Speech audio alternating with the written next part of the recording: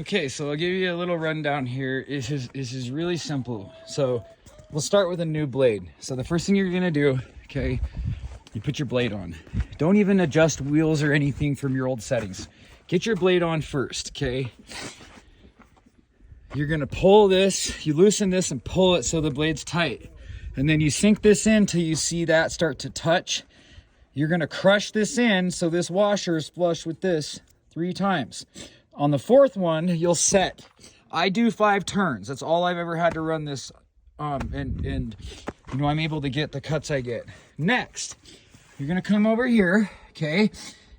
Let me back up. You know how to track a blade, so I'm not gonna talk about that. So next, you're gonna come over here. So what you want to see is when this is spinning, that this has a dollar bill distance between it, okay? You also want this puck to be level. You don't want it to be tipping down where it's going to hit the corner. A 16th inch gap from your ceramic on the bottom. And I go just barely over this line right here, this lip. I stick the blade about a 32nd past that on both of them for the setting option on that one. Okay, second. What you're gonna do now is you're gonna measure 24 inches from there to there, and this is where you're gonna wanna set this. So, they tell you 3/16 from the top. That's not what I do. What I do is I loosen this, I figure out where this is resting at, I measure that gap after the fact, and then I add 3/16 to it so this has downforce.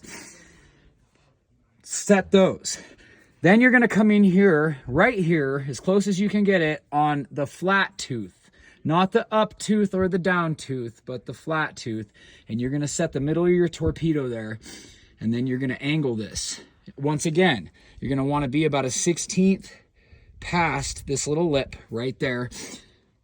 3/16 of downforce from wherever this thing just barely touches that wheel, and then you're gonna set a 16th inch gap on that.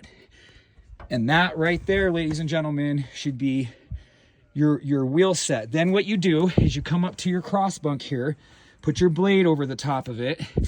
If you have any distance, you can also open this up at that point and then measure from there to there, okay? If you have any distance, you come back here and you adjust it in your yoke settings on your cable pulleys, okay? And then let it loose and pick it back up to make sure after you've moved it that you're still set the same. Once you've done all that, the next thing to do is enjoy some super smooth cutting. Make sure you use lots of water.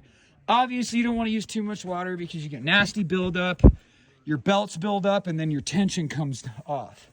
If you're seeing buildup on the flat spots of your teeth here, that's a problem. That means you're getting heat and you're not using enough water and soap solution to keep them clean. This happened here.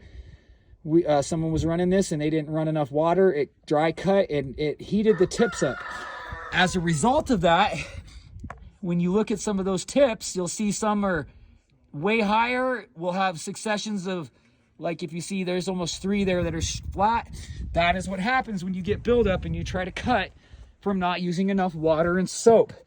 I don't just use water and soap. I use water, soap, and a little bit of window wash because it keeps those clean. I can usually get a full day, 10 hours straight cutting on one blade. If you guys have any questions, let me know. I'm around. Thank you.